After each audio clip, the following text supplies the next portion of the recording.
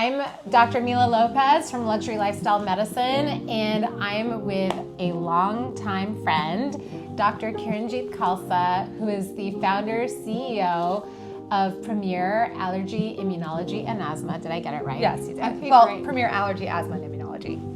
I messed up, guys. All right, cut. Okay.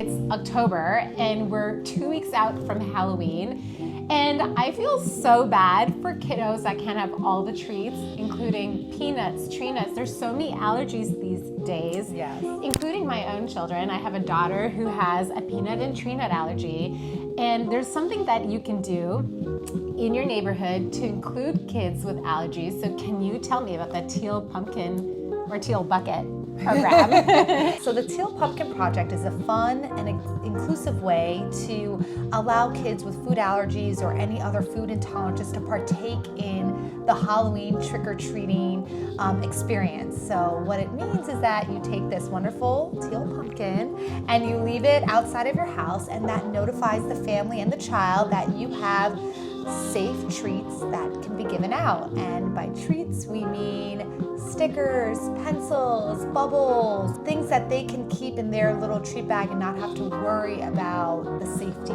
of the food. What about a lollipop? Could that be in there, or are we trying to go for no foods? We're trying to go for no foods. We don't want any cross-contamination. We really don't want there to be any anxiety around this whole process. This way, parents can let their child go out and, dig in and see, oh, there's stickers or even little, squishies. That's so so many cute. fun things you can do to really include all the kids in your neighborhood and maybe even your kids.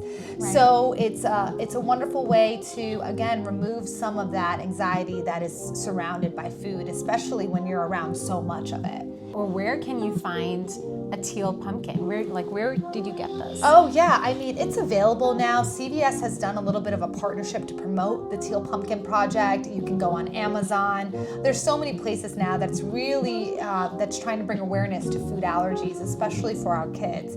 So, if you Google online Teal Pumpkin or go online to fair.com, they give you all the fun, inclusive ways to partake in Halloween safely. And find teal pumpkins like Yes, that. Okay, yes. cool. I'm gonna have to. Well, I have an actual teal pumpkin, And that's wonderful. so that's like a symbol. That can be is used your as a symbol that you put out on your porch, and then, you can go out. The kids will then, who do have allergies, will really hone into your house to come in.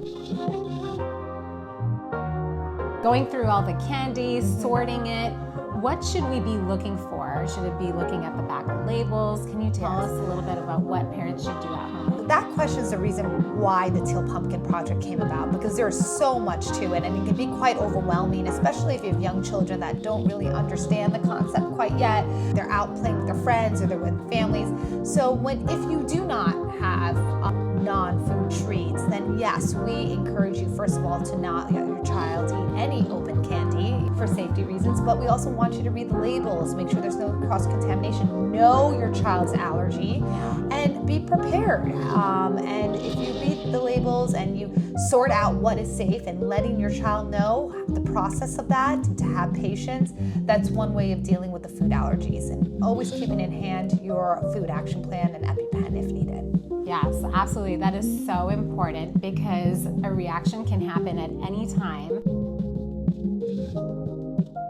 It's so important too to read labels and know how to read labels. There's actually two parts to reading the labels. There's the ingredient list, and then there's also the may contain, the cross-contamination. So these are two areas that as a parent or a caregiver to someone with a food allergy, you should look at both of these sections, because even a cross-contamination can cause a severe reaction.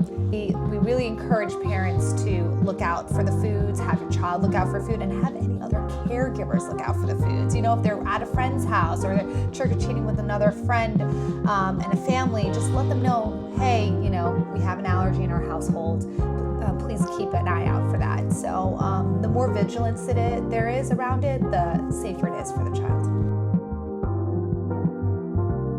During Halloween or parties or the holiday season coming up, there's there's so much, kids are sharing stuff, they're opening candies, and even in a party, there could be different people bringing different food items. An ingestion can happen without someone really accidental knowing, ingestions, right? Yes. So what should a family do? What should they bring at all times with them to their Halloween parties or have on hand while trick-or-treating? What should be in their backpack for an emergency? So we always want to carry that EpiPen. So there's many different forms of it, whether you're given the Auvi-Q, the EpiPen generic, the Neffy, the new nasal epinephrine. You want to keep that on hand if your child is not old enough to keep it on hand themselves. You want to know how to use it, and you want to make sure that anyone is with your child, if you're not there with them, has that device and is able to administer it safely.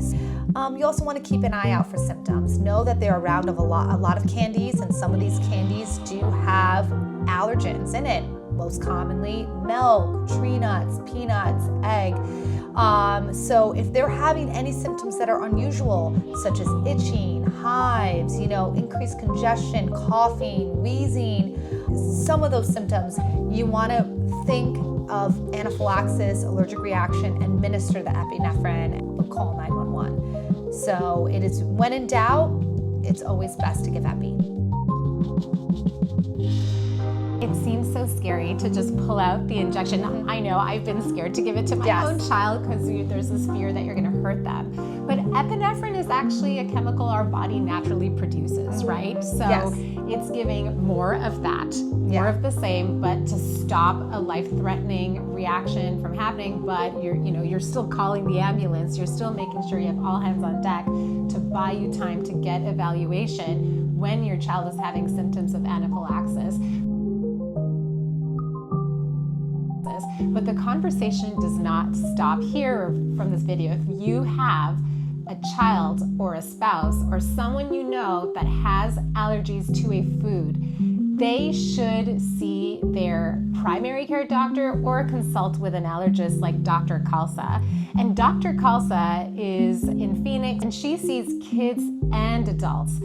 So if you have an allergy or a food allergy, you should have an allergy action plan with your doctor and get tested. Confirm that that's your allergy or what else that may be causing your symptoms, so that you don't have a life-threatening reaction one day, because even though some people may have a few allergy symptoms and nothing that seems life-threatening, that can quickly change, right, Dr. Khalsa? Yeah, I mean, one allergic reaction is not always the same as the unfortunate second allergic reaction. It can progress, it can worsen, you can't really predict it. So thankful that you're here with me today to talk to our viewers out there about the Teal Pumpkin Project and how to stay safe during Halloween. All right, well, thanks for joining me today. Thank you, this was so fun, thanks. Bye.